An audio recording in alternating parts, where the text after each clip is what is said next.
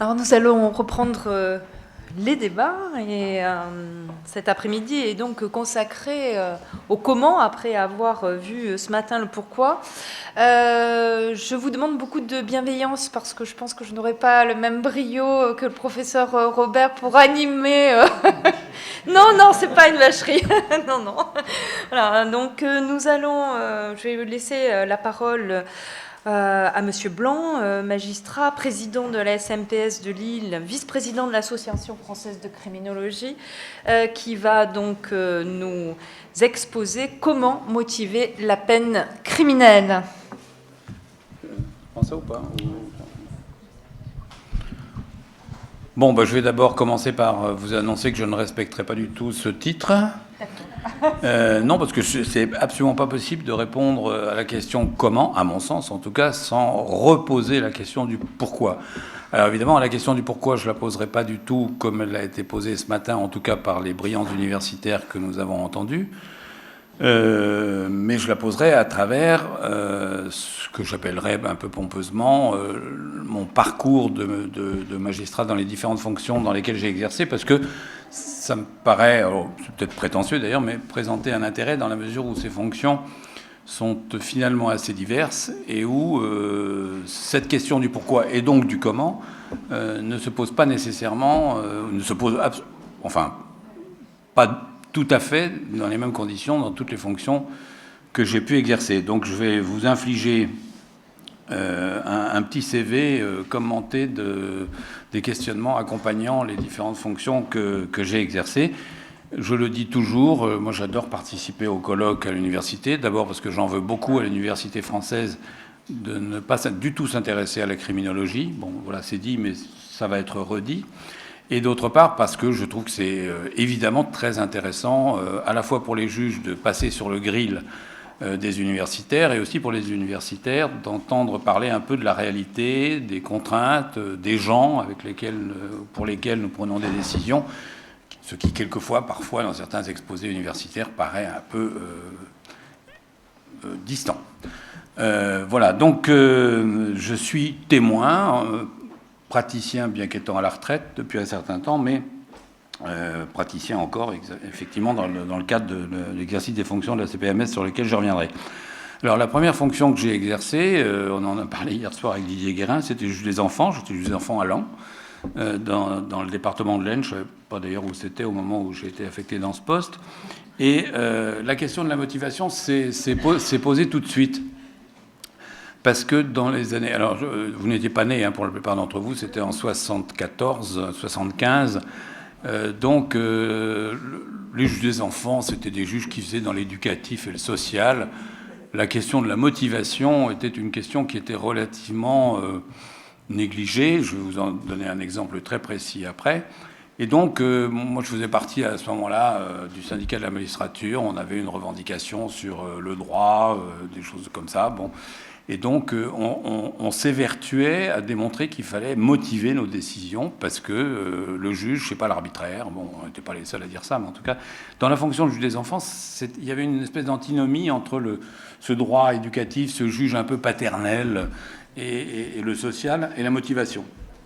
On avait d'ailleurs aussi des revendications ou des pratiques professionnelles qui tournaient autour de la nécessité d'aménager le contradictoire, de voir les gens, voire de communiquer le dossier des gens, les rapports qui étaient faits sur les gens pour justifier, par exemple, une mesure de placement, de le communiquer et c'était des débats très difficiles avec les travailleurs sociaux. C'était le contradictoire.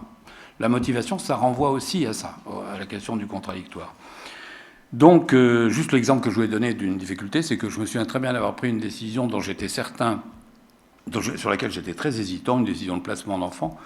J'avais dit très clairement, alors évidemment il n'y a pas d'avocat pour les gens dans ces situations-là, à l'époque ça n'existait pratiquement pas, donc j'avais dit aux gens que bien entendu ils pourraient faire appel au cas où la décision que je rendrais après le délibéré ne leur conviendrait pas, ce qu'ils ont fait, et donc j'ai vu arriver après l'arrêt d'appel. Alors moi j'avais rédigé un jugement de 3 pages de motivation, et j'ai vu arriver l'arrêt d'appel d'Amiens après, qui faisait 3 lignes. Bon, pourquoi ce juge des enfants s'est-il donné le mal de motiver à ce point? C'était pas du droit du travail, c'était même pas du pénal, c'était bon, enfin voilà. Donc voilà comment ça commence. Ensuite, je suis allé à l'administration pénitentiaire et j'en parle un peu parce que je pense que ça renvoie aussi à la question de la qualité du droit et de la qualité, et par conséquent de tout ce qui tourne autour derrière de la motivation. Moi, j'ai été très frappé parce que ça correspondait tout à fait à un travail qu'on a essayé de faire à partir de 81 à l'administration pénitentiaire. J'ai été très frappé, et ça représente un progrès considérable. Alors, je sais bien qu'on n'est pas ici pour faire du droit administratif, mais par un arrêt du Conseil d'État qui s'appelle l'arrêt Marie, qui est un arrêt qui a posé le principe que les sanctions disciplinaires ne relevaient pas des mesures d'ordre interne à l'administration pénitentiaire, mais qu'elles relevaient du droit et donc d'une décision de justice qui justifiait de recours. C'était un considérable progrès par rapport, et ça s'inscrivait dans ce qu'on essayait de développer à l'époque à l'administration pénitentiaire autour de la culture du droit, des recours et de l'accès au droit au sens beaucoup plus large. Ensuite, quand je suis sorti de l'administration pénitentiaire, j'étais conseiller à la 11e chambre de la Cour d'appel de Paris, qui est une chambre qui est spécialisée dans le droit pénal du travail et dans le droit de la presse. Et là, si j'en parle, c'est parce que le droit de la presse est un droit qui, comme vous le savez, est un droit principalement prétorien, qui s'est construit au fil des années à partir d'une loi qui a très très peu changé. Mais ça permettait de mesurer à quel point les décisions de justice, alors on en parlait ce matin un peu du juge créateur de droit ou pas, dans le domaine de la presse, c'est tout à fait passionnant de voir à quel point, par sédimentation comme ça, un certain nombre de règles, de principes se sont développés. Et c'était de fait un travail considérable. Alors là, les arrêts étaient nécessairement très très longs, sur la motivation, sur la diffamation, sur la dénonciation calomnieuse, tout ça avec les enjeux de télescopage de la liberté de la presse et des atteintes au droit privé, justifiait des argumentations extrêmement pointues. Bon, après, alors là, c'est le grand choc. Je suis arrivé, on m'a nommé président de cour d'assises, et j'ai été président de cour d'assises pendant 8 ans à Paris, et j'étais soulagé. Alors, non seulement pas de motivation à faire, mais la Cour de cassation avait même cassé à quelques années d'intervalle 2 arrêts. Un premier qui avait été rendu par un camarade de Bechter, je me souviens, qui s'était dit, mais enfin, c'est pas possible qu'on condamne les gens sans motiver, donc qui avait motivé, et la Cour de cassation a cassé. Et après, il y en a eu un autre par un collègue de Douai. Mais là, tout de suite, la loi a changé, donc ça a été réglé. Mais la question de la Cour d'assises, pourquoi j'en parle ? J'en parle d'abord parce que j'ai vécu la période sans motivation ni de la culpabilité, ni a fortiori de la peine. Mais parce que, y compris là, j'ai donc fait un petit article dans cette revue de l'École nationale de la magistrature chez Dalloz sur la Cour d'assises du XXIe siècle, où je plaide pour la motivation de la peine, on y reviendra.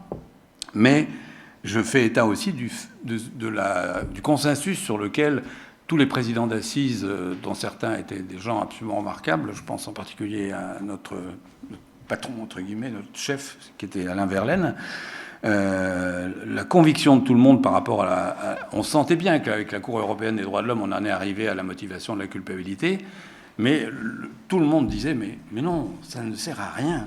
Ça ne sert à rien. Alors pourtant, on avait l'appel, déjà, puisque la loi du 15 août 2000 était passée, et depuis 2001, il y avait la possibilité d'appel, donc ça, c'était au moins une justification.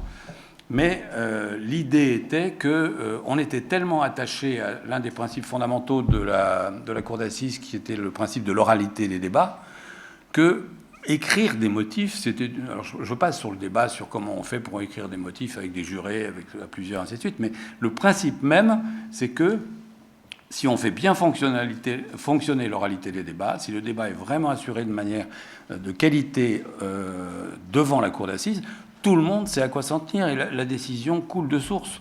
Et le condamné ou l'acquitté ou la partie civile savent parfaitement, puisque tout a été dit à l'oral. Bon, c'était l'espèce d'utopie soutenue et validée, je dirais, par ce principe de l'oralité des débats qui est consubstantiel à la Cour d'assises, et qui d'ailleurs est l'un des motifs pour lesquels le projet en cours est critiqué, à mon sens à tort sur ce point, mais enfin voilà. Donc je pense que c'était important de dire ce qu'il en est, d'autant plus qu'on le partageait. Mais on le partageait parce qu'on y était, on sortait de la cour d'assises, on sortait des débats, les avocats s'étaient expliqués, l'avocat général, on allait tout droit vers... Bon, alors quelquefois non, mais bon. Voilà ce qu'il en était pour la cour d'assises. Alors après, je me suis retrouvé président de chambre. On arrive à la fin, rassurez-vous. Je me suis retrouvé président de chambre correctionnelle à Douai. Et là, je vais en dire 2 mots parce que je ne sais pas s'il est permis pour un magistrat de parler du plaisir, mais là, c'était le plaisir de rédiger et de motiver. Je pense que j'avais été frustré à la cour d'assises d'une certaine manière. Et l'obligation, ça a été très bien dit par plusieurs collègues ce matin, l'obligation de mettre des mots sur une conviction, voire de se heurter au fait que quand on a mis les mots, ça ne tient pas. Ça ne tient pas. Il faut qu'on en reparle. Enfin, moi, je me souviens de...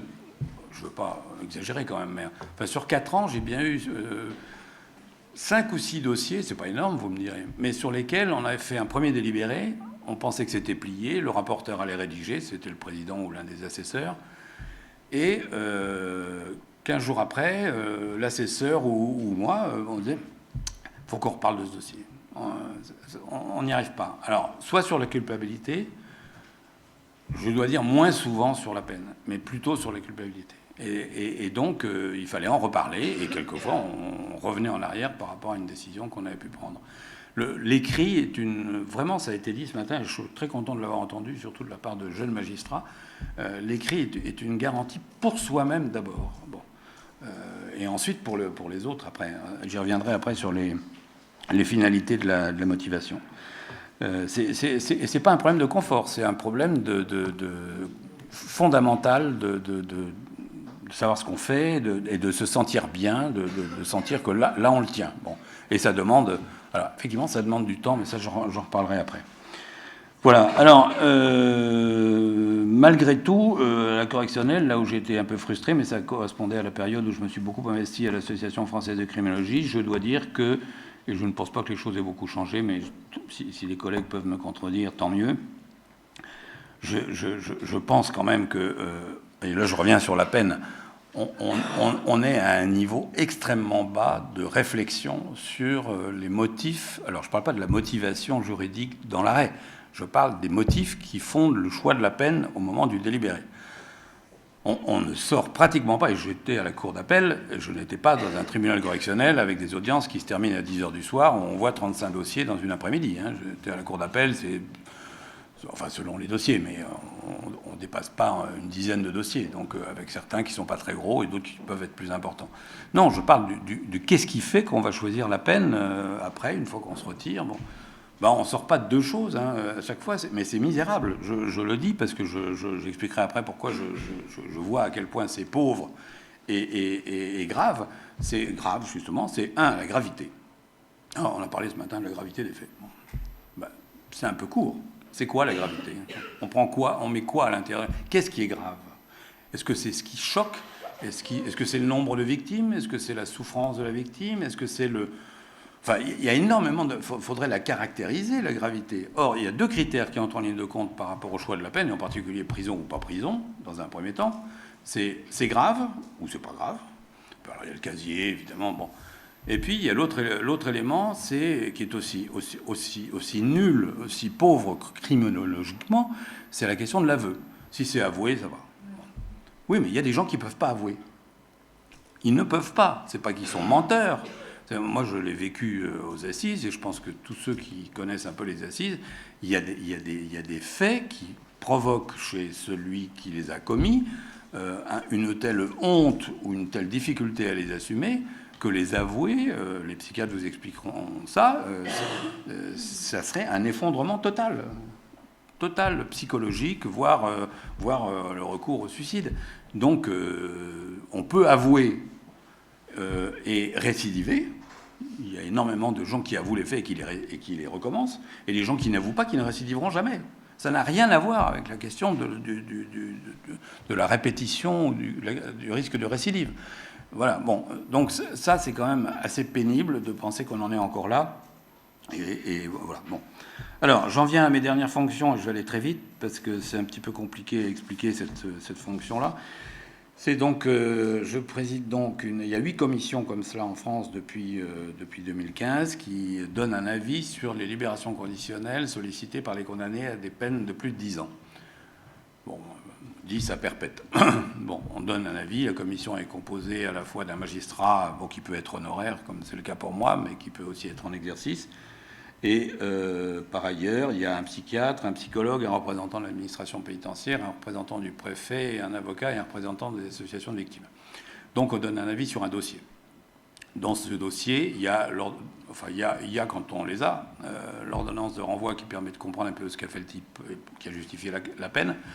Et puis on a les expertises qui ont été faites à l'instruction. Et puis après, les expertises postérieures, plus une évaluation d'un service qui s'appelle le Centre national d'évaluation. Il y en a 3 en France, dont un à Sequedin ici, enfin au nord, qui prend en charge un condamné pendant 6 semaines et qui évalue avec lui justement le risque de récidive. Donc voilà. Moi, la seule chose dont je parle ici par rapport au sujet, parce qu'il y aura énormément de choses à dire sur ce sujet, alors je le dis quand même, je renvoie d'abord, Mme Bonis va faire pilote une recherche sur ces questions des longues peines, mais je ne veux pas parler à sa place, mais donc c'est un sujet qui avance. Pardon ? Non ? Si. Ah bon, ça vous... Non, vous n'en parlerez pas. Non, mais moi je le dis parce que... Ah non, mais moi je suis ravi quand les chercheurs, quand les universitaires sont pas seulement professeurs, quand ils font des recherches. Et quand ils font des recherches sur des sujets qui en plus méritent qu'on les approfondisse, voilà, un partenariat important. Donc, oui, sur cette commission, j'ai essayé, dans un article qui est paru dans l'actualité juridique pénale et dans la revue de sciences criminelles, j'ai pris, à l'époque, j'avais fait 80 dossiers, je voulais essayer de repérer ce qui les caractérisait. Alors, je laisse tomber un certain nombre de choses sur les infractions, les casiers judiciaires, tout ça. Ce qui m'a surtout frappé, parce que ça me frappait au fur et à mesure que les dossiers passaient, c'est que énormément de condamnés étaient absolument incapables de reparler plusieurs années après leur condamnation de ce qu'ils avaient fait. C'est-à-dire que pour certains d'entre eux, ils n'arrivaient même pas à y voir très clair sur ce qu'ils avaient fait. Et alors, essayer de parler du sens de la peine qui leur a été infligée à partir du moment où le crime lui-même... C'est pas le braqueur qui conteste sa culpabilité, hein, c'est pas ça du tout. C'est des gens qui ont été dans des situations dans lesquelles il y a des violences qui ont été exercées avec de l'alcool, avec du cannabis ou autre chose. C'est les gens perturbés sur le plan psychologique, ou c'est des gens qui ont été condamnés, j'ai vu plusieurs dossiers comme ça, et ça renvoie à la question de la motivation sur la culpabilité, mais ça a une incidence sur la peine, c'est tout ce qui tourne autour de l'intention homicide. Le nombre de dossiers dans lesquels l'intention homicide n'est pas caractérisée, et où le type dit « mais je voulais pas le tuer », et où il est humainement, psychologiquement, subjectivement de bonne foi, mais où tous les éléments juridiques sont là, et où ça n'a pas été... Alors peut-être qu'il n'a pas voulu entendre, mais enfin, on a le sentiment quand même dans le dossier qu'il y a des choses qui n'ont pas été nécessairement tout à fait bien expliquées, et il y a énormément de dossiers comme ça. Donc ma conviction, alors ça c'est un peu la lecture des bouquins de criminologie qui m'en a convaincu. On a régulièrement des colloques, y compris dans beaucoup d'universités, à Lille il n'y a pas très longtemps, sur le sens de la peine. On ne peut pas parler du sens de la peine si on n'a pas compris le sens du crime.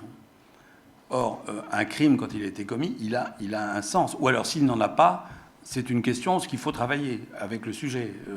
S'il a commis un crime qui n'avait pas de sens. Bon. En tout cas, la réponse qui est apportée en termes de prévention de la récidive et même de sanctions, rétribution, ne peut se justifier que si le crime a été compris.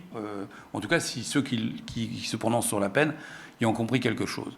Or, moi, je vois dans les dossiers, je lis des ordonnances de renvoi dans lesquelles la question du sens du crime n'est même pas posée. On peut le comprendre. Le juge d'instruction, son boulot, c'est de relever les éléments constitutifs de l'infraction et les charges. Bon, c'est pas autre chose.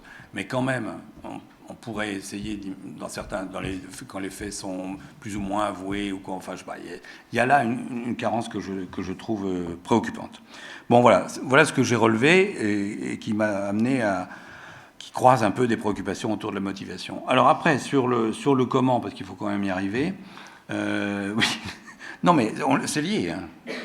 Non, sinon je recommence pour vous convaincre. Bon, non, alors... Bon, le pourquoi, c'est donc pour éviter l'arbitraire, ça vous l'avez compris. C'est pour permettre aux justiciables de comprendre et de faire passer la décision. C'est aussi pour ouvrir les recours quand il y en a. Et c'est aussi, alors ça, quand je suis arrivé en correctionnel, j'ai bien compris, et surtout à la CPMS, c'est pour à la fois individualiser la peine, mais aussi assurer ce qui a été évoqué ce matin, c'est-à-dire la cohérence entre la peine prononcée et la peine qui va être mise en œuvre.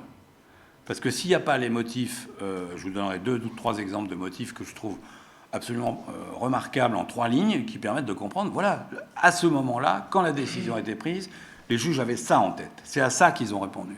Après, on peut parler du sens de la peine exécutée. Alors, je sais bien que juridiquement, mon truc ne tient pas. Il n'y a qu'un sens de la peine, c'est celui qui est inscrit dans le Code de procédure pénale. Moi, je maintiens que, en tout cas pour les longues peines, le sens de la peine prononcée, au moment où elle est prononcée, dans le débat judiciaire, avec la victime, avec l'opinion, avec l'émotion, avec l'attente qui la précède, et la peine exécutée après dans la perspective d'un retour à la vie libre sans récidive, il faut que ça soit... C'est le même sens, mais il y a une transformation, il y a une mutation, il y a une chenille qui devient un papillon, là, quelque chose. Enfin, il y a quelque chose qui se passe qui n'est effectivement... qui relève d'un travail qu'il faudrait sans doute faire. Alors, pour comment motiver la peine et à partir de quoi le faire. Alors, moi, d'abord, la première chose que je voudrais dire, c'est qu'aux assises, j'ai quand même vécu cruellement, et en correctionnel, encore pire d'ailleurs, bon, c'est un peu lâche parce qu'il n'y a pas de représentant du parquet ici, mais je veux dire, les réquisitions sur la peine, je veux dire, c'est quand même service minimum. Hein. Donc, mais non, mais c'est un vrai problème. C'est un vrai problème parce que c'est un repère. Ils sont pas fous, les prévenus, même s'ils sont pas forcément... ils n'ont pas tous fait Polytechnique, mais ce que va dire l'avocat général au nom du peuple français sur bon, c'est très rarement motivé. Très rarement motivé. Bon, les avocats, ils en parlent encore moins, puisqu'ils plaident l'acquittement, même quand quelquefois c'est pas nécessaire, ou quand les faits sont avoués, mais en tout cas, ils ont beaucoup de mal à rentrer dans le débat sur la peine, donc le débat oral aux assises, il est très frustrant. Alors, moi, sinon... La question de comment motiver, je l'ai en partie résolue grâce à un délibéré à la 11e chambre une fois. Je me souviens, on avait décidé du principe de la décision et je m'étais tourné vers le président en lui disant « Bon, d'accord, j'ai compris, je vais rédiger ça, mais alors, je le fais comment ? Je le fais sucré ou salé ?» Il me dit « Qu'est-ce que tu veux dire ?» Je lui dis « Je le fais sec ou je le fais un peu avec un peu de truc pour faire passer ?» Et mon président s'arrête, c'est Dominique Charvet, me dit « Écoute Alain, pour qui rédige-t-on une décision ?» Ah, on était 2 assesseurs et lui. Et il y a un assesseur qui était conseiller référendaire à la Cour de casse, qui dit « Pas pour la Cour de cassation, pour ne pas se faire casser. » Bon, le président dit « Je ne suis pas sûr que ça soit tout à fait ça. » Puis alors on cherche un peu, bon, il faut avancer. Et donc le président dit « Moi, je pense qu'on rédige la décision pour celui à qui on donne tort. Si on relaxe, il faut expliquer à la partie civile pourquoi on relaxe. Si on condamne, il faut expliquer à celui qu'on condamne. » Bon, c'est des trucs dans la tête quand même, parce que quand on rédige une histoire quand même. On parle à quelqu'un quand on rédige une décision, et en particulier les motifs. Et pas seulement à la Cour de cassation ou dans la trouille de la Cour de cassation. Donc ça, c'est la première chose. Il y a la Cour de cassation. Il y a la personne, voilà, et puis après, je pense évidemment qu'on rédige, alors ça c'est le cas particulier, c'est pour le condamné. Donc là, je vous renverrai à la recherche dont je parlais tout à l'heure. Si on rédige pour le condamné, il faut expliquer. Il y a une vertu un tout petit peu pédagogique qui doit s'adapter, c'est toujours l'individualisation, hein, qui doit s'expliquer, qui doit permettre, à la limite, alors je sais bien qu'ils ne lisent pas les décisions, paraît-il, mais les avocats les lisent. Enfin, je sais pas, il faut essayer de viser haut quand même. Et donc, on peut expliquer un certain nombre de choses, en particulier aux condamnés. Évidemment, il faut aussi, d'ailleurs pour le condamné, il faut aussi que, vous verrez une décision tout à l'heure, un motif tout à l'heure, il faut aussi qu'on montre ce à quoi va servir la peine un tout petit peu, parce que il faut aller vers l'avenir. Bon, il ne s'agit pas seulement de sanctionner comme ça, il s'agit aussi d'orienter vers l'avenir. Bon, puis il y a la partie civile, évidemment, surtout quand on relaxe, il faut que la partie civile comprenne qu'il n'y a pas les éléments qui permettent de... Voilà. Et puis, ce que je disais tout à l'heure sur le juge de l'application des peines. qui est indispensable. Voilà, alors je vais terminer en vous donnant quelques exemples de décisions motivées. À mon sens, mais je vais peut-être l'expliquer parce que peut-être que quand on n'est pas dans la position dans laquelle j'étais, c'est-à-dire de comprendre à la CPMS, en l'occurrence, puisque ce sont tous des condamnés relevant de la CPMS, qui avaient demandé une libération conditionnelle. Donc on cherche ce qu'ont voulu les juges et on essaye de voir dans quelle mesure on peut rester dans cette cohérence-là. Alors là, j'ai une affaire qui date, l'arrêt date de 2014, donc il y a une motivation très complète sur la culpabilité, avec tous les éléments constitutifs des crimes. En l'espèce, c'était des faits d'inceste, plus pornographie, corruption de mineurs, bon, voilà. Et sur la motivation, voilà ce qui est indiqué par la Cour d'assises. Les faits ci-dessus caractérisés sont particulièrement graves, alors viol et corruption de mineurs. Et alors on me dirait, là, c'est pas... Bon, enfin, il y a 3 lignes, c'est la cour d'assises, on n'est pas... bon. Et nécessite la mise en place d'un suivi à la sortie de détention. Bon, déjà, ça, c'est une indication importante. Les juges ont compris qu'il y allait y avoir quelque chose et que la peine de prison ne suffirait pas. C'est pas rien. Ça montre un souci de... Bon, ça, c'est le premier argument. Deuxième argument, cependant, vu l'âge de M. Machin, d'une part, et la configuration familiale actuelle qui rend peu probable que M. Machin se retrouve en situation de commettre à nouveau de tels faits, il convient de prononcer une peine de réclusion criminelle mesurée. C'est rare de motiver une peine mesurée, mais elle est motivée par l'âge, bon, et par, en l'occurrence, la situation familiale. Et enfin, il convient par ailleurs de marquer la réprobation sociale qui s'attache à de tels faits en prononçant la peine d'interdiction des droits civiques, civils et de famille. Bon. Bah, je peux vous dire que c'est mieux que les arrêts où il n'y a aucune motivation. Là on a l'impression de revivre pratiquement le procès d'assises, hein, mais sans y être coincé. On peut redémarrer là-dessus à partir de ça. Bon, en voilà une. L'autre, je ne sais plus ce que j'en ai fait, mais je l'ai plus. Si je l'ai, mais je ne l'ai pas là. Bon, elle est ailleurs. Bon, ça fait rien. Enfin, la motivation, c'était un ressortissant algérien qui était en situation irrégulière, qui avait exercé des violences, plus violé sa femme, sa compagne. Et la peine, il y avait 2 peines. Il y avait une peine d'emprisonnement, motivée par le casier, la gravité des faits, les blessures, bon, énormément. Et puis, l'IDTF était motivé par le fait que le condamné n'avait, pendant toute la période depuis laquelle il était détenu, c'est-à-dire depuis pratiquement, 7-8 ans, pratiquement. Ah non, c'était la cour d'assises, pardon, depuis 2 ans, pendant l'instruction, il n'avait fait aucun investissement pour s'intégrer en France. Donc, bon, ils en ont tiré les conséquences. Voilà, ils l'ont interrogé là-dessus, voilà. Bien, alors je conclus. Je suis dans les temps à peu près. Vous avez été parfait. Ah bon, c'est très bien alors. Alors je vais conclure plus longuement. Conclusion. Conclusion, je vous incite vivement, je les ai sur mon ordinateur, j'en ai donné les références à un étudiant tout à l'heure, à lire la recherche qui a été financée par la mission Droit et Justice du ministère de la Justice, qui a été élaborée par Joher Zerouki-Cotin, qui est maître de conférence à Lyon, et puis Vanessa Perrochot à Saint-Étienne, et Philippe Milburn, qui lui est sociologue, alors que les 2 autres sont juristes, sur l'analyse, ce qu'on peut tirer d'analyse, comme analyse des jurisprudences, des arrêts et des jugements correctionnels sur la peine. Donc elles ont fait un relevé des différents types de motivation. Il y a un camembert avec des proportions. Alors, il faut lire pour comprendre. J'ai juste relevé les trucs là. Il y a la motivation recensement. Donc on reprend les différents éléments du dossier. Il y a la motivation démonstration. Il y a des motivations hybrides. Il y a des motivations sommaires. Il y a des motivations narratives qui racontent. Il y a des motivations péremptoires qui n'ajoutent rien. Il y a des motivations pédagogiques. Bon. Et tout ça est analysé dans la perspective, puisque c'était ça la recherche, pour plaider en faveur d'une motivation des arrêts d'assises. Donc c'est tout à fait intéressant. Voilà, attendez, j'ai pas fini. Hein. Ensuite, oui, alors je voulais faire un appel à la criminologie. Non, je veux dire, je me redis, mais on ne peut pas individualiser et avoir un choix intelligent de peine ou d'aménagement de peine sans avoir un minimum de culture criminologique. Bon, je ne vais pas raconter pourquoi l'université française ne s'intéresse pas à la criminologie, ça serait trop long, mais en tout cas, on en est là pour le moment. Troisième chose, je voulais vous livrer ça parce que ça rejoint ma pratique quand j'étais juge des enfants, et je suis assez content, 50 ans après, d'avoir les mêmes obsessions.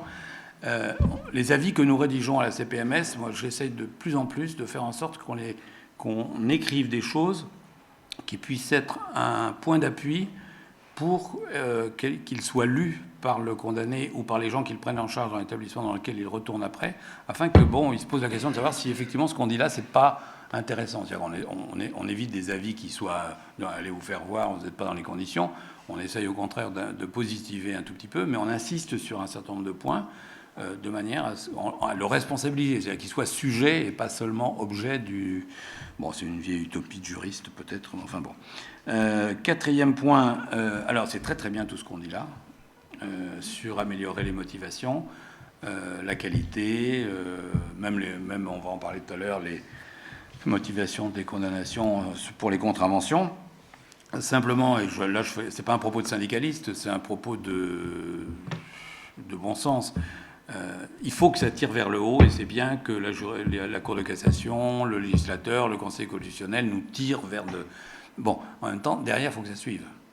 Et pour que ça suive, il faut du temps, il faut des moyens humains.